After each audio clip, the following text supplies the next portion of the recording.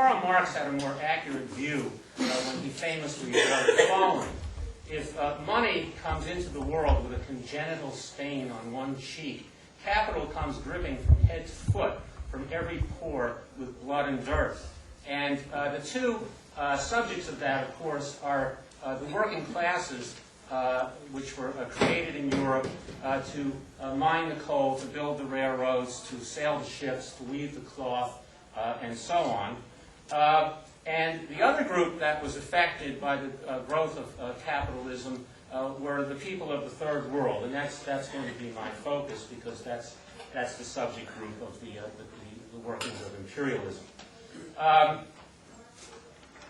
This was a process that was enormously violent and bloody, and I don't think that we should downplay that. We're talking here about the destruction of millions and millions of lives in the course of conquest, enslavement, and extraction of wealth through the exploitation of cheap labor, including slave labor. The figures on this, I think, are quite striking. We don't know exactly how many Native Americans, for example, lived in what is now the lower 48 states of the United States at the time of Columbus's journeys. But it's estimated to be somewhere between 60 and 110 million people. In 1900, there were 3 million left. So that's a pretty stark statement about what some people consider to be the largest genocide in world history, in recorded world history, and I think it's safe to say world history. Now, this imperial process, of course, leads to resistance. There's always resistance, which is underestimated by creators and perpetrators of empire. But the first resistance, ironically, took place right here in the United States, where the American Revolution was the first successful anti-imperial revolution in modern history. The British were expelled, and the Americans took control of their land resources and raw materials. The great irony is that if you ask about any modern president who it is, the answer, of course, is that it's George III in modern garb, because the United States now is at the center of its own international empire. This imperial age, the capitalist imperial age, began with the Irish, who had the misfortune of being close to their more powerful English neighbors.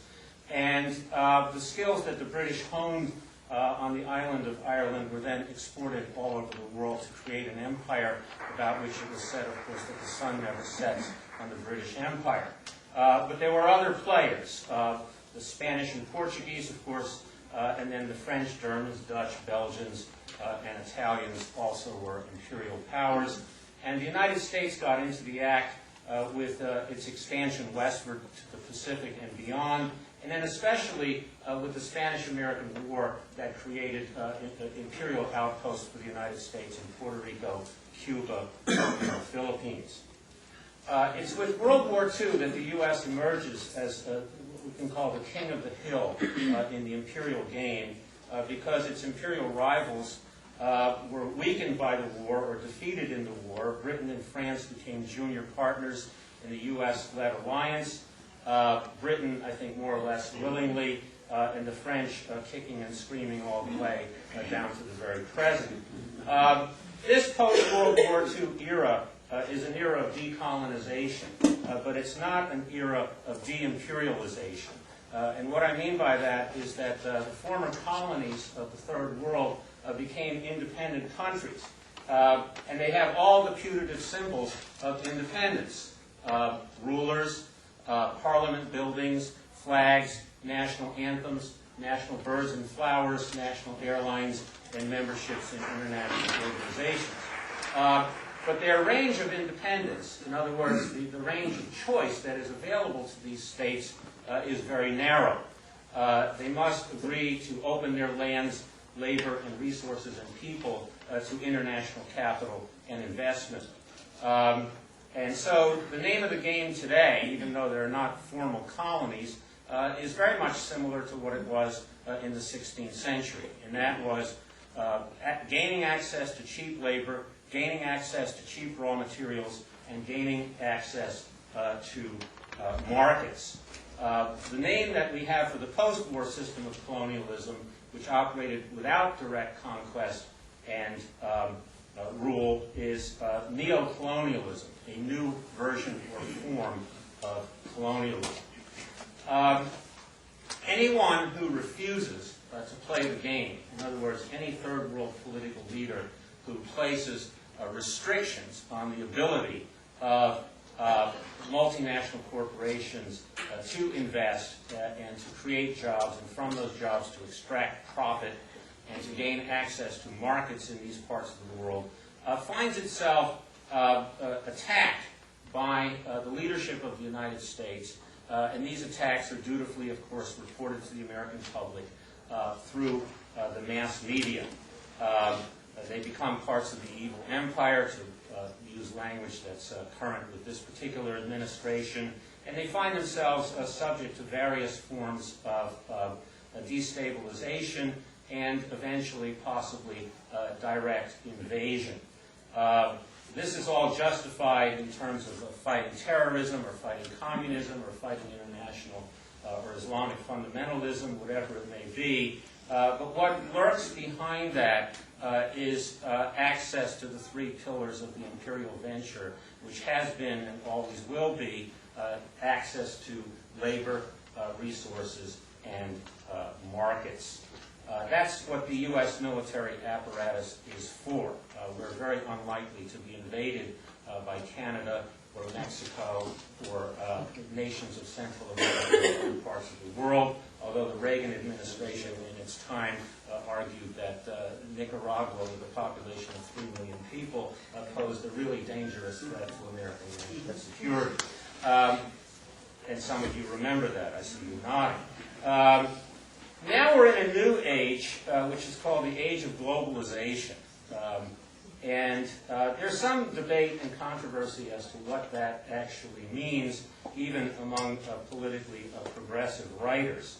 I think it makes sense to think of globalization both as a description, which means a description of something that's actually happening, and a prescription, a normative standard about what people think ought to be happening.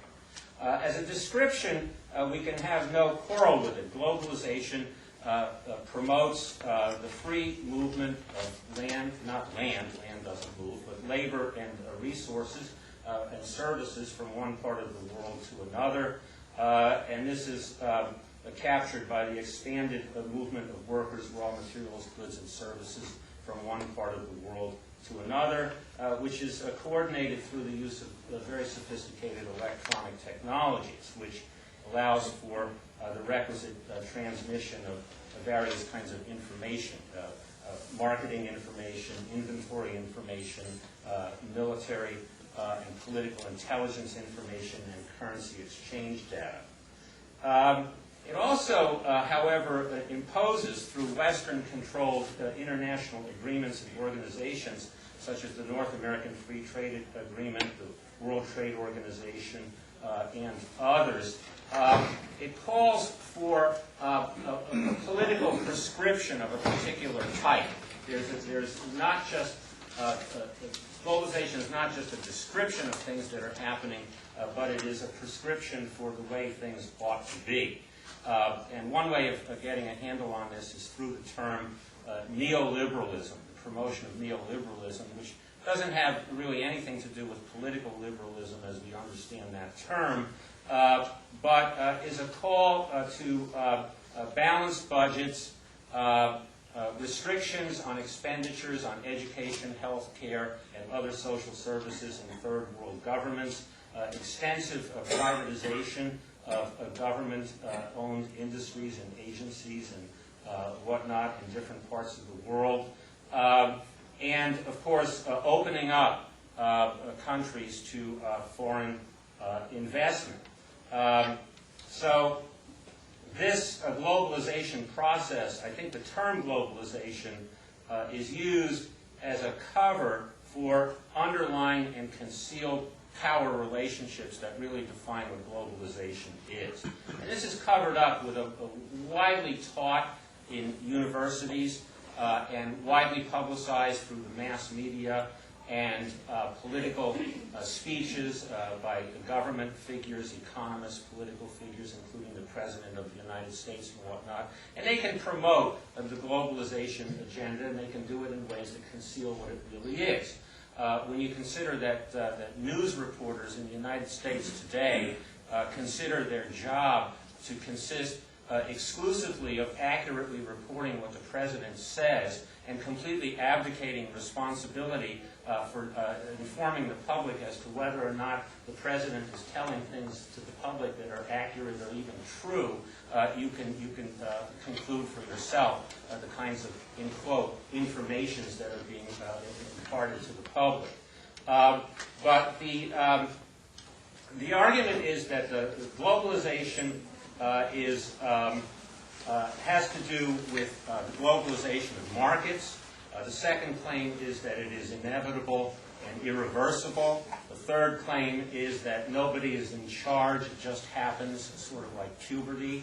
The fourth claim is that everybody benefits, and the last benefit is that it furthers the spread of democracy. I don't have time here to go into each and every one of these, but I would say that there's massive evidence to indicate that all of these claims are false. However, it's important that large sectors of the American public believe them.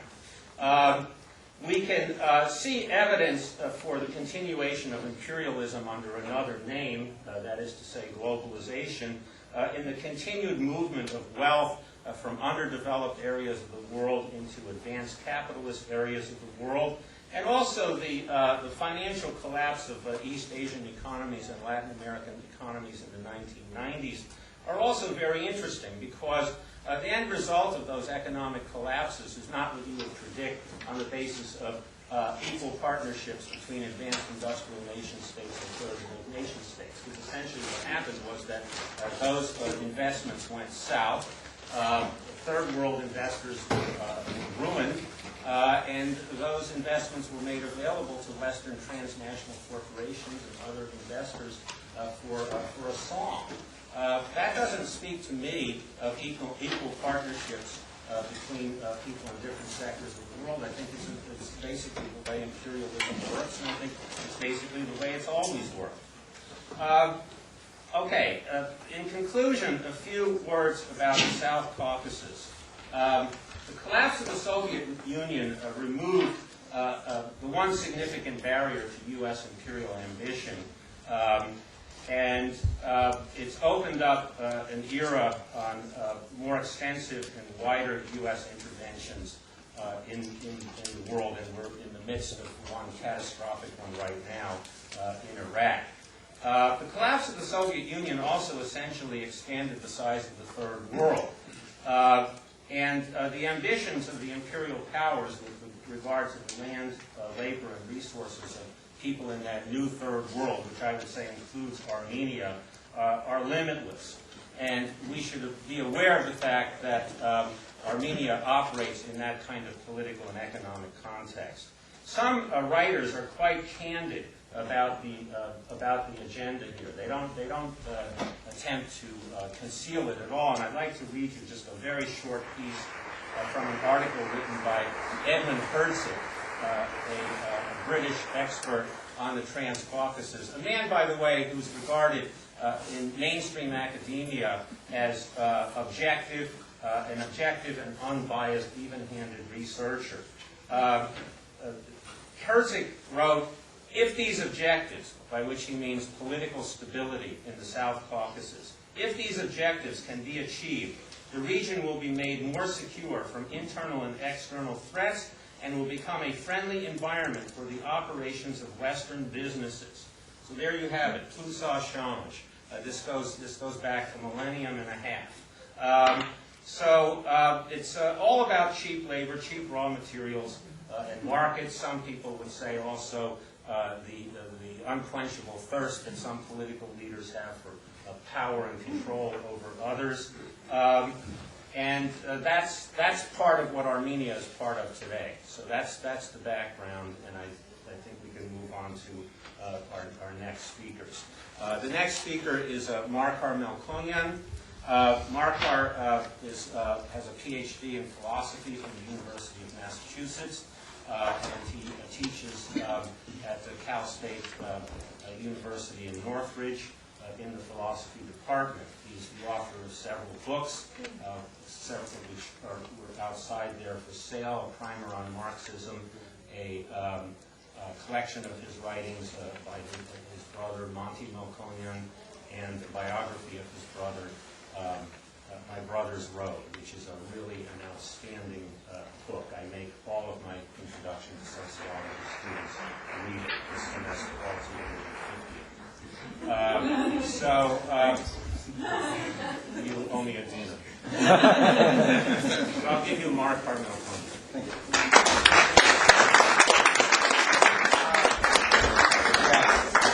Can you hear me without a microphone? Yes. Okay. Yeah. Okay. Good. As Levon convinced you, I'm a brilliant person, but there might still be some questions about my qualifications to speak on the topic I want to speak on today.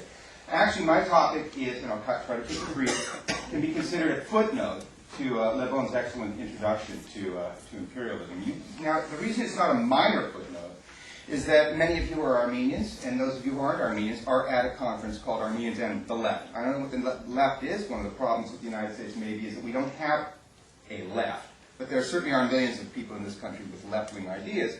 Anyway, so this is Armenian. So I'm going to speak about rural poverty in the Republic of Armenia today, and the Millennium Challenge Grant. And I'll describe that a little bit. But first I need to establish my qualifications, right? Okay, so I am, as I like to say, a student of philosophy, but I'm not an economist. I've had the good fortune, however, to pass these ideas by a trained economist, Alekeni Komshan of Yerevan. And so if there's anything say accurate about this, then we can thank Alec for that. If there isn't, then that's my contribution to this thing. Now I spent 7 years.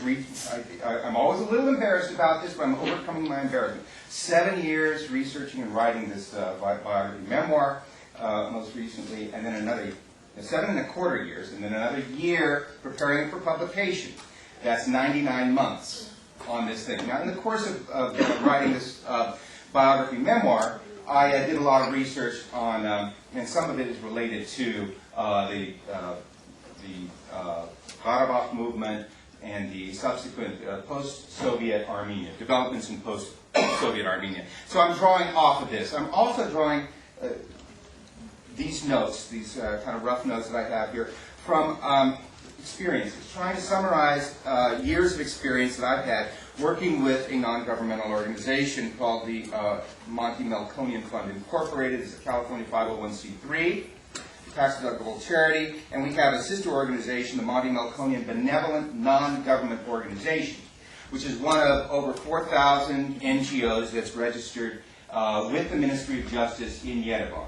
Okay, so we're talking about 4,000. Now, of these 4,000 NGOs, okay, NGO, that's a catch-all term, sort of like the term protist in biology. And it includes all sorts of creatures under this category. Everything from sports clubs and theater groups to some of the big and most active NGOs in Armenia today. Okay? Now, so I want to talk about that. Now, I should emphasize that my remarks today do not necessarily represent the views of the Monty Melkonian Fund, its board of directors, or its affiliates. But I want to, as I said, bring together some notes and reflections on my experiences with that NGO. Now, I will not be griping about cronyism and impunity in Armenia, in case you're wondering. Okay? It's all there.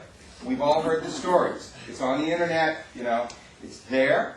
And our compatriots, many of them will tell you that it's worse now, although it's gotten a little bit better in recent years.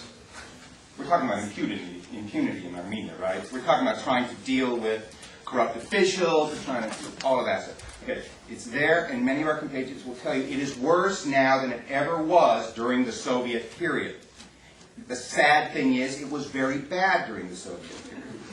Okay, but for those of us, none of us here, because there's Armenians left, but you've heard some people talk about the Soviet mentality. I hear this all the time, the Soviet mentality, right? Corruption is a result of the Soviet mentality. It's never a result of the Tsarist mentality. See, corruption started with the Soviet, with the October Revolution, never started with the Tsar. Okay. So, of course, we have this same Soviet mentality of corruption in even more corrupt countries like Nigeria, which has that Soviet mentality, and, and all of these other former Soviet republics that have corruption too. So, okay, so it's there, but I'm not going to be griping. Okay, I just did. I told you I wasn't going to, but I am going to. But this too shall pass. Okay, the worst corruption will pass as Armenia's local rulers and their lieutenants, with the help, of course, of foreign advisors and funding, as these people retrain personnel and reshape laws and courts to fit the contours specified by the IMF and the U.S. Treasury Department. In the meantime, charitable groups like my NGO, those of us with staying power, will just have to muddle through as we have for years already.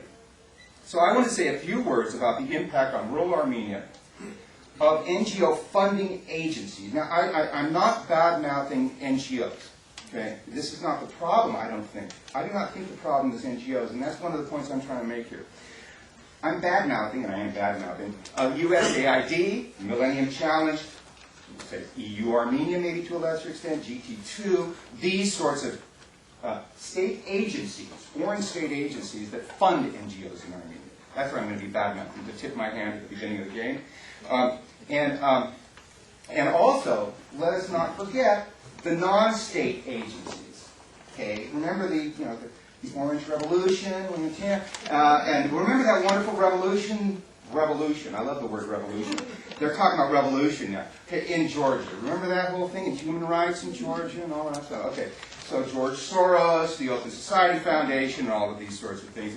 And their catchwords, of course, are fostering representative democracy, building civil society. That's a word from Hobbes, and of course Hegel, and we all know about the long pedigree of that word, civil society. Very interesting catchword. Okay, so that's a problem. Well, what do I mean by that's a problem? Let me illustrate. I want to say a few words about the impact of NGO fundings on Armenia, and the way I want to do it is, well, first of all, one of the big challenges facing NGOs in Armenia is funding, trying to get money. Okay, and most of the largest and most active NGOs operating in Armenia today receive funding and other assistance from foreign sources, either agencies of foreign states, as I mentioned, or private organizations. These funding sources more or less explicitly promote the policy aims of the international community, which is to say, the International Monetary Fund and the U.S. Treasury Department. Okay, so that's the international community, and they pursue those claims. Many of the NGOs in Armenia qualify as what are called, and this is a new term as far as I can tell, grant-eating organizations. That is to say, setups that promote imaginary projects designed first and foremost to attract grant money. Okay? Thus, funding organizations, both agencies of foreign states and private foundations, have created, with these grant-eating organizations, and also through other NGOs, they have created a stratum of clients who are typically young, educated, multilingual, and dependent on the NGOs for their livelihood. Teachers, healthcare workers, journalists, economists, and engineers have been transformed into clients of the funding agencies. Now, Haruchun, you mentioned yesterday, and it was a good point, if USAID didn't put these people on their bankrolls in Armenia, these people would have left.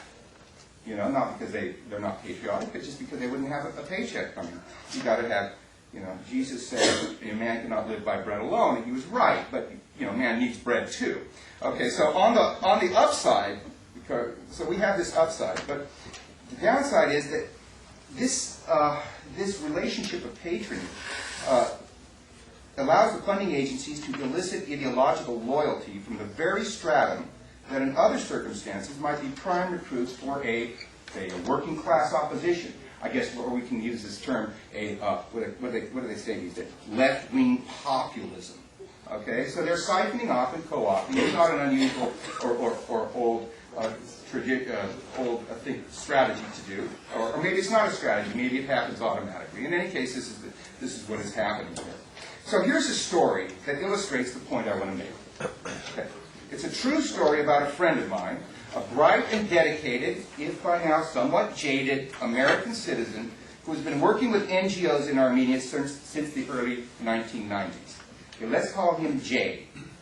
When I spoke with Jay back in the year 2000 in Yerevan, he was working with UMCOR, which is UMCOR, which is a non-proselytizing charitable arm of the Methodist Church USA.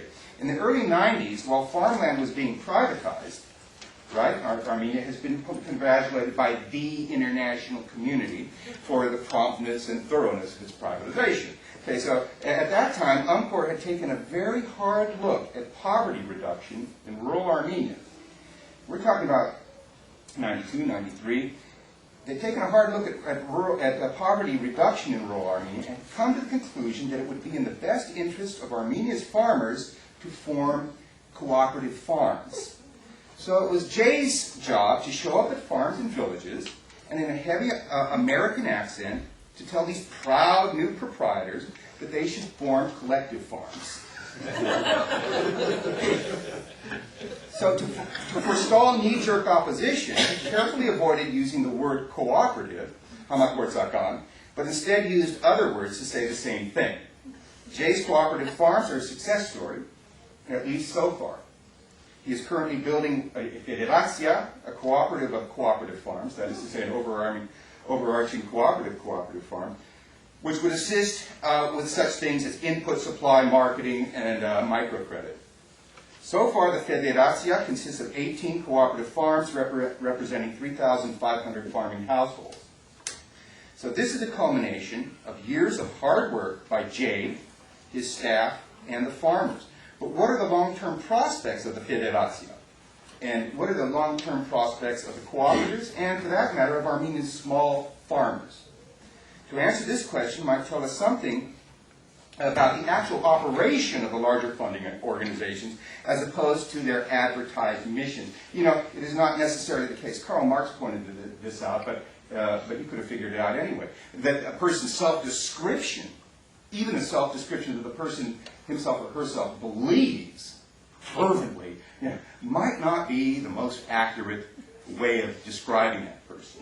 Okay, so it's important not just to look at the mission statements, because many of these mission statements, not all of them, are wonderful. They sound great.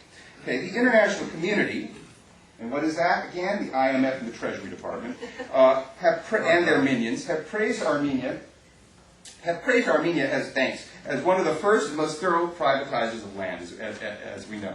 But with the breakup of the collective and state farms in the early 90s, farmers among Armenia's 35% or 31 to 35% rural population at that time received a parcel of land that averaged about 1 hectare in size. So that's too small to support a family on. So even under favorable conditions, it would have been too hard. But then to add to the difficulty, we have the disruption of markets, lack of credit and input, seed, fertilizer, tractor parts. So this all together plunged these farmers into instant poverty, like poverty almost overnight. So the price of land fell, and then the oligarchs, the clans, right, we're talking about the Dodigagos, the Max Group Agricultural Concern, and so forth, they began buying up farmland at or below market price and combining this farmland into large mechanized farms. The oligarchs and the clans also bought out or negotiated long-term leases for previously uncultivated, privately held land, that is to say, land that hadn't been privatized up until then. As a result, concentration of land ownership has been taking place hand over fist, and a new class of big capitalist landowners has come into existence. Okay, but still, despite the exodus from the countryside, hundreds of thousands of Armenians remain on the land. There's destitution in the countryside, as we know, and there's great pressure on small farmers to sell out. Just as an aside, we know 15 to 17% of the territory of Armenia is cultivable land, right? At least by current technological standards. So free marketeers in Yerevan have wanted to normalize relations with Turkey, to open borders and establish free trade. If and when this long-term goal is, here's the irony stuff. Not that we need more irony. I mean, it's like we live in a surfeit of irony, so I'm not just looking for irony here. Believe me, I don't look for irony constantly. But okay, if and when these free marketeers in Yerevan achieve their aim of opening the free trade with Turkey, and if it is realized while there are still significant numbers of small farmers left in Armenia, then cheap tomatoes and cucumbers are going to flood across the border, and Armenian consumers, as the junior achievement acolytes will tell you, Armenian consumers will win. So there's the win part of the win-win game. Okay, at the same time, Armenian farmers will go under. They'll sell out their farms and head for Yerevan, or they'll head to Krasnodar, or elsewhere. Whatever their fate, Jay's farmers' cooperatives appear to be doomed in the long run. They appear to be doomed. Okay, so as it turns out, so it's a win-win situation. Okay, so consumers win, and then these guys, well, actually, it looks like they lose, doesn't it? How does that fit into the win-win situation? Okay, well, you can figure that out for yourself. I wish we had a representative junior achievement here so they could explain it to us. As it turns out, however, there are more imminent threats to small farming in Armenia than the threat posed by free trade with Turkey. Take the value-added tax. At present, farmers who bring produce to market do not pay a tax on non-processed goods. In 2008, however, the WTO, the World Trade Organization, will require Armenia to impose a 20% value-added tax on non-processed agricultural goods. This is likely to 20% value-added tax on non-processed agricultural goods. This is likely to put farmers at an even greater disadvantage relative to the big landowners and the vertically integrated agribusiness. Okay? And then there's the Millennium Challenge Grant, my favorite. So on February 27, 2006, just recently, Representatives Armenia in Washington, D.C. signed a 5-year, $235,650,000 compact with a federal corporation called the Millennium Challenge Corporation. Right, the rhetoric is different. It's different from USAID in rhetoric. It's a highly ideological, free marketeer kind of rhetoric that they have. According to the Millennium Challenge Corporation's literature, the grant is intended to reduce rural poverty in Armenia. Okay? It will do so by implementing projects in the areas of road construction, irrigation, and agricultural loans. So, but there's good reason to believe that the Millennium Challenge Grant will accelerate the current process of concentration of land ownership. Economies of scale, mechanization, and ready credit on favorable terms give the big landowners an advantage, the Dodigagos and the Max Group, an advantage over their small farming competition. So the planned improvements to roads and irrigation systems will increase the value of land, including land the big landowners already own. Am I talking too fast? And will provide a further incentive for concentration and combination of small parcels into ever larger industrialized farms. So thus, in the course of several decades, rural Armenia is likely to follow the lead of so many satrapies of the IMF and Uncle Sam. You know, we can look at many places. Look at Egypt. Look at Mexico. Yes, right. Getting to that. Okay, because superficially Armenia would appear to be following the same path that countries like USA and the wealthiest countries treaded back in the 19th and early 20th centuries. You're probably referring to the 80s, the family farm in the 80s, but we're looking further back than that. In Western Europe and the United States, however, at that time, the turn of the century, the turn of the 19th to the 20th century, in the industrialization of agriculture and the end of the small farm took place at a time when labor-intensive industrialization was thriving in the cities and mining towns. So in other words, the landless rural population, and in the case of the United States, a great influx of immigrants on top of the landless rural population, had a place to resettle. They had jobs in the cities and the mining towns. In the case of Armenia's uprooted population, however, many have had to seek work outside the country, and there is little reason to believe that this will change, at least in the short term.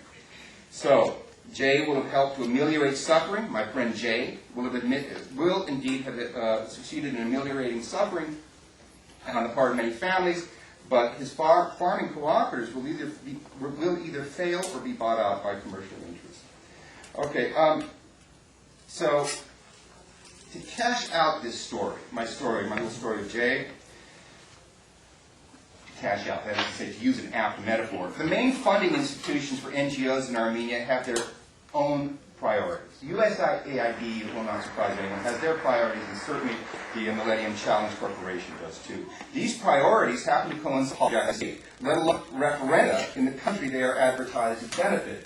So we're talking about democracy and so forth. Well, who? Indigenous intellectuals, and that should not be soft-pedaled. And by selectively funding certain projects, and not my comrade Kata from the Armenian Communist Party, when I spoke to her on the year 2000, she was fuming and raging. She said, we have the Young Communist League in Yerevan and in the north has all kinds of projects. We have no money to do any of our projects, okay? So they don't even have money to run candidates anymore with the results that we have seen. So as I've tried to illustrate with my sad true story of Jay's Cooperative Farm, the priorities of the Millennium Challenge Corporation conflict with the long-term interests of rural poor in Armenia. And it seems, okay, so, well, can I just do one little philosophical thing here? Okay, so Michael Hart and Antonio Negri, who these co-authors of this very influential book, Empire, look at NGOs directly as an arm of imperial power throughout the world. If they had looked at the funding institutions, I think they would have it would have been harder, more difficult for them to make the case that non-state institutions are as important in the new era of globalization as they would like them to be. So it may be that at this late date, Armenians have no choice but to remain under IMF Treasury Department domination for the foreseeable future. There's little evidence that I've seen anyway of a militant organized opposition in Armenia. These people are exhausted and they're poor. But it is not too late, at least for us, to begin changing the way we talk about Armenia's plight. We need to stop living in an eternal 1991. Okay, we need to recognize junior achievement rhetoric for junior achievement rhetoric. So as the example of Jay's Cooperative Farms illustrate, Armenia's much celebrated independence has little at all to do with traditional notions of sovereignty, let alone control of the country by the economically productive majority. So just to wrap up, the Millennium Challenge Corporation probably will achieve its mission of reducing rural poverty in Armenia. It will do so by getting the rural population off the land. Okay, so thank you.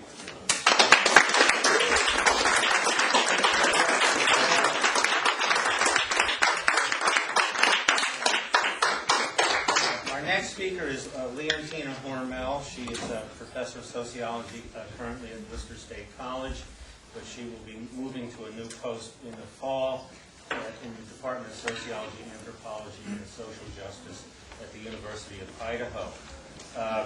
Her Armenian connection is that she was part of an international team that went to Nagorno-Karabakh last June, I believe, to supervise the elections there. She is an expert on the Ukraine, and her research interest focuses on the intersections of gender, class, and informal economics in the post-Soviet economy, and her more specific interests are looking at the garment industry, temporary labor migration, petty trade, and subsistence gardening. She's going to be talking about the Orange Revolution in the Ukraine and what it really means, which you won't find in the New York Times. Thank you, Leontina. Thanks. All right, I think I'll stand too. Just move my blood a little. And I'll be reading mainly, but I do want to introduce, I think this will dovetail nicely with what you were talking about, because some of the institutes, and centers that he was talking about in Armenia are really active in Ukraine as well. And I think I decided to focus on the Orange Revolution. It isn't something central in my research necessarily, although I'm going to Ukraine in May, and I'm going to be asking people whether there have been any repercussions to the Orange Revolution in the way that it was desired by Ukrainians and not by what I suspect is actually going on. Orange Revolution came up when I was in Nagorno-Karabakh. The prime minister there said there will be no Orange Revolution here. He was kind of joking because he didn't see where there would be any popular uprising or anything like that in Karabakh. Russia, shortly afterward, in the fall, in December time, Putin's been becoming more and more authoritarian in Russia, and not without some reason, of course. They did find a spy rock, right, that Great Britain had planted, and so there are, while certainly Putin's been suppressing free journalism more and more in Russia, it's not been without also this antagonism coming from the West that's been very anti-Russian, and doing a very good job making Russia look irrational at all times, even when at some moments Putin sounds much more rational, I think, when we know really what the political thing looks like internationally. But he too has said at times that there will be no Orange Revolution here in Russia. Belarus as well. Lukashenko, who has some really fantastically authoritarian quotes. It sounds like we're returning to Stalin sometimes when Lukashenko talks, and he's been quite repressive. But he too, there was lots of opposition in the latest elections where he apparently won 92% of the popular vote. We always know that sounds a little dubious when somebody receives that much of a percentage, but he too kept saying there will not be an Orange Revolution here. So I've been wanting to investigate a little further, and believe me, this is a fairly quick investigation that I've just been able to conduct over the last month as I've been looking at content analysis of articles and websites and things like that. But I wanted to investigate a little further. Is the Orange Revolution a revolution in the terms of a popular uprising where the people really got to see somebody that believed in them and represented them? Did they see that happen? Was this a democratic process in the way that Ukrainians were inspired by and hoped for? And what many Western societies thought was going on, because that's what we get in the press. Or is it something else? And so that's what I'm asking. Is the Orange Revolution actually, and this is my hunch, is it actually a tool for building a global empire? So I'll begin just by reading what I have prepared here. The Soviet Union's disintegration over the late 1980s and early 1990s signified for some the beginning of a new era, an era in which the free world would prevail and in which people could at last meet consensus that communism is dead. There were some causes for celebration. Most importantly was that citizens in many, but not all, of these countries could at last share different opinions and publicly demonstrate opposition to authorities. This is different from where in the past many of my friends from Russia and Ukraine talked about how politics would be discussed at the kitchen table and not in public. However, the dismantling of the Soviet system has also led to negative consequences that are just as far-reaching. During the Cold War, the Soviet Union balanced the scale of power in the world system, or at least this is my opinion. Although there were violent territorial conflicts, there was also room for debate about the role of the state and the market in society. Collective service and responsibility were values conceived to be ranked just as highly as individual self-interest and accountability. Although I agree with those who argue, like Levan, that globalization is just a new word for the centuries-old process of capitalist imperialism, I do think that the Soviet Union's demise does indicate a shift. And that is that it resulted in weakening the legitimacy of alternative perspectives toward the processes of globalization. Thus, with its demise, we entered a new era in which the West's tendency to favor individualism over collective will largely appears unchallenged. In such an environment, the transnational class and the experts supporting its endeavors can be more persuasive in convincing societies to open themselves to the international market. Their message claims that the market is the only means through which individuals are free to choose their work, right, unfettered labor, and what they consume. Common sense now dictates that in no other system could you have choices, politically and economically. I have chosen to examine the Orange Revolution in Ukraine and what its roles have been in the context of globalization and the politics of empire. The revolution offered one of the most powerful images of popular protest in a post-Soviet society since the August coup in Moscow in 1991.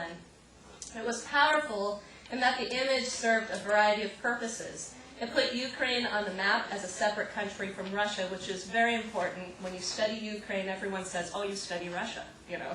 So it did help to at least give Ukraine the separateness that it's been wanting. The international attention bolstered Ukrainians' positive images of their country and thus of themselves.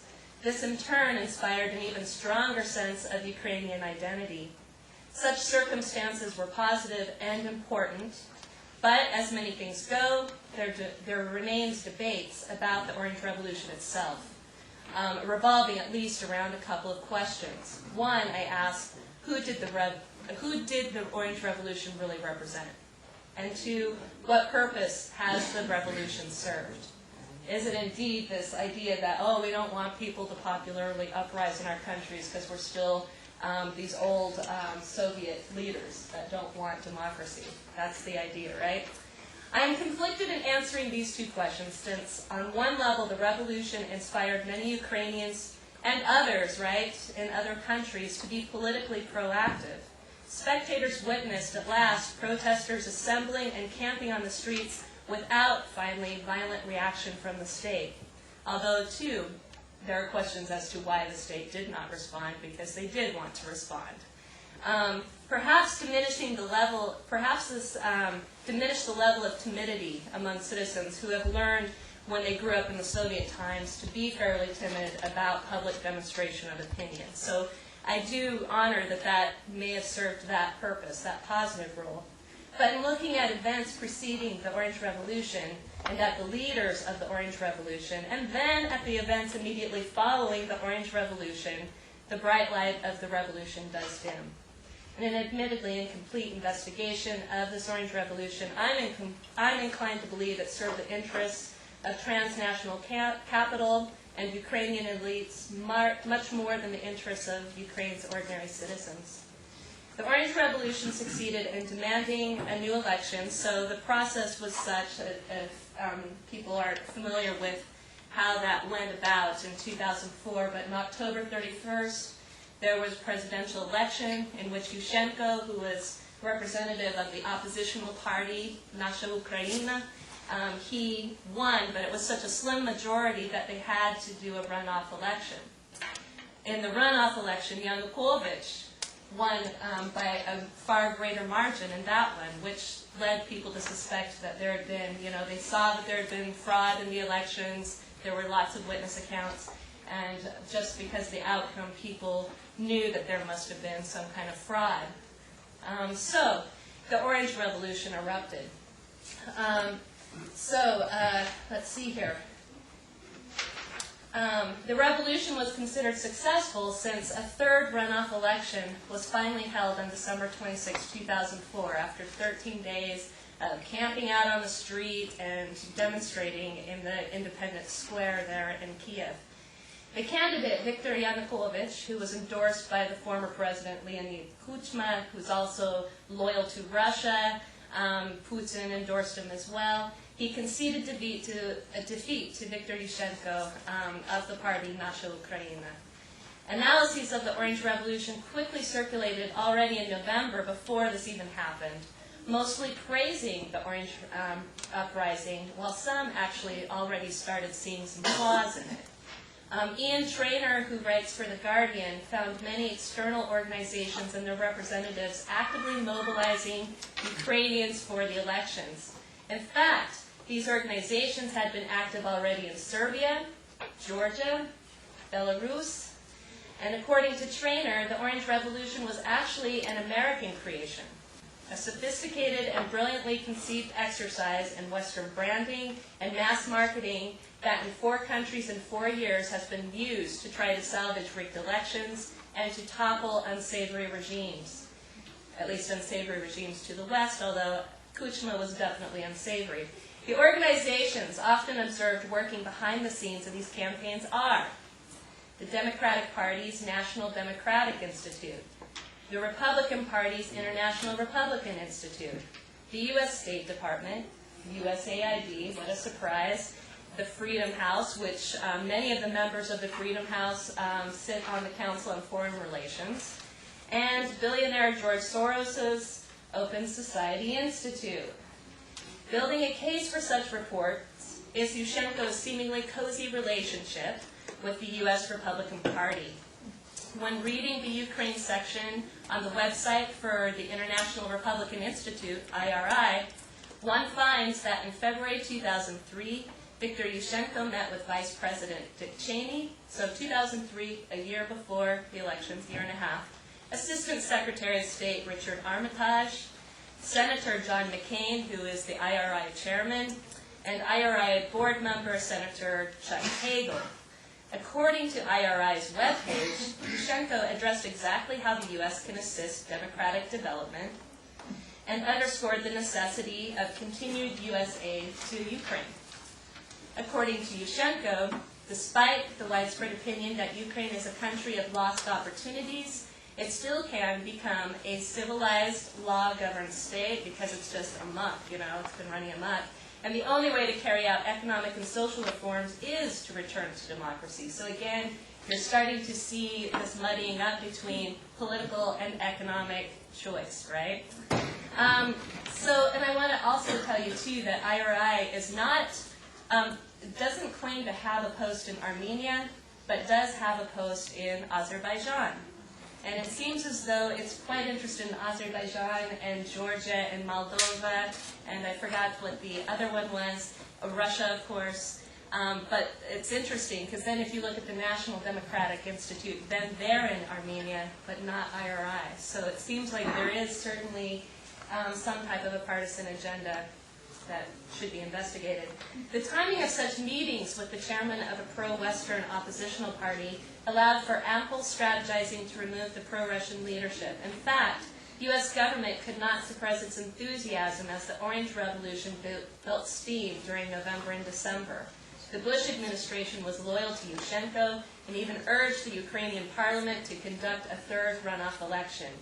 Given the dubious activities of Kuchma's government, of course, support for Yushchenko appeared a no-brainer in the campaign to build democracy in Ukraine. So for us, it looked completely legitimate because Kuchma, again, sounded like one of those really irrational Soviet leaders, and indeed he himself was also an oligarch, so it was quite easy to dethrone anybody that Kuchma would have endorsed.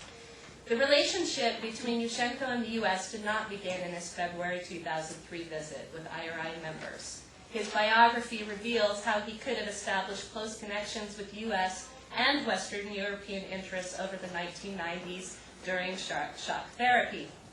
From 1993 to 1999, during the period of intensive structural adjustment, he worked in the National Bank of Ukraine, Ukraine's central bank, working as head of its supervisory board, then as the head of the bank from 1997 to 1999.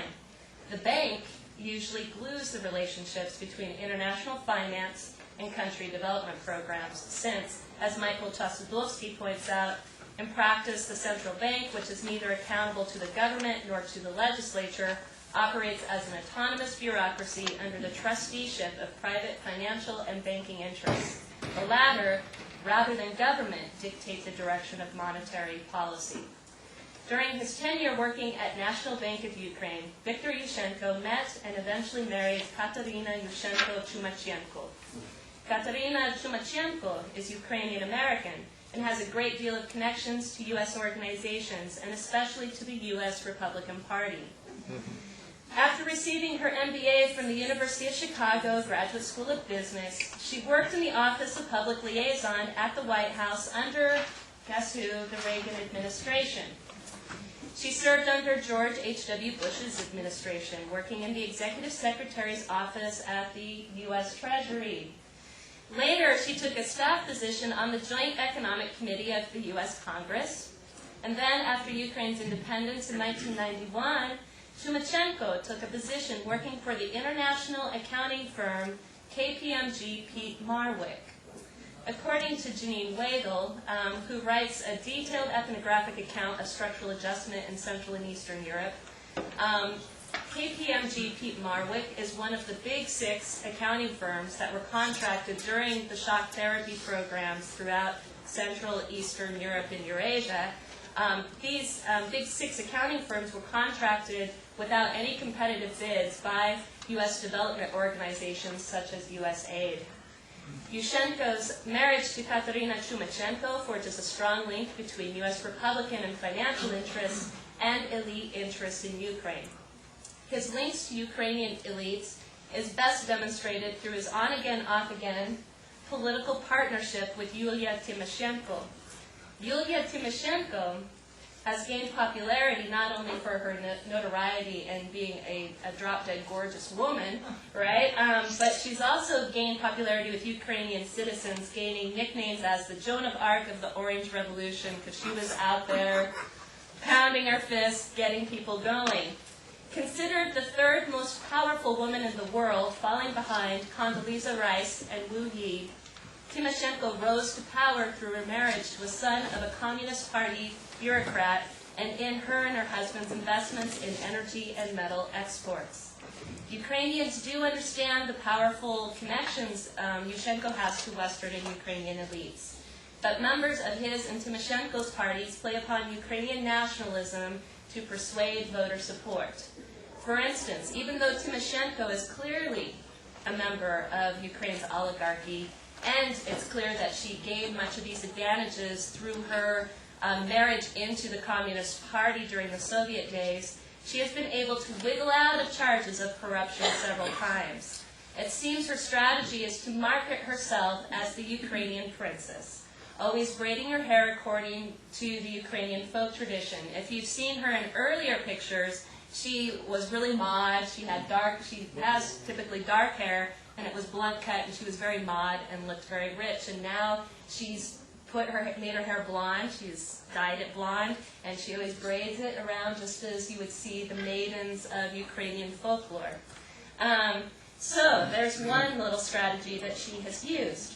At the same time that Yushchenko and Tymoshenko, because Yushchenko plays upon a lot of Ukrainian folk tradition as well, at the same time as they market themselves as being more genuinely Ukrainian than politicians like Yanukovych, who are so obviously pro-Russian, Western images of modern, cosmopolitan lifestyle dominate media. All over the place. Billboards, television, radio, everything.